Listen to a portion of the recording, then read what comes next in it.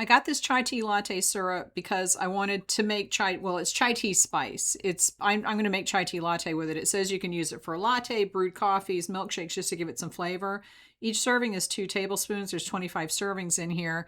And you do have to use the full 2 tablespoons to get a good flavor from what I've been testing, because I've been testing it all morning.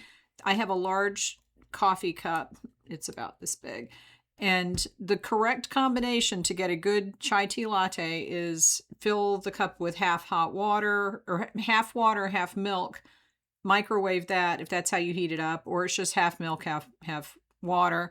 Then put the tea bag in it, because I make tea with tea bags in the microwaved water, and the 2 tablespoons of syrup go in that, and you can put that in before you microwave it.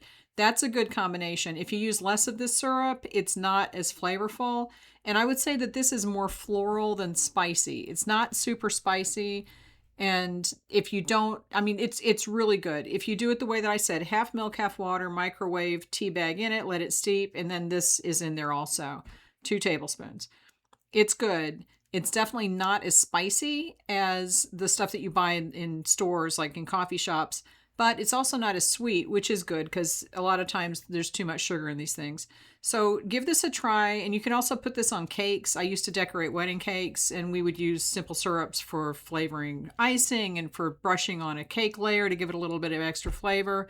It's good, but just be aware that it's more floral than super spicy. I like it, but it's not it just be don't expect it to be super spicy. If that's what you like, then this might not be the best choice unless you want to add more of it. And you do need to add the full 2 tablespoons to get the best flavor.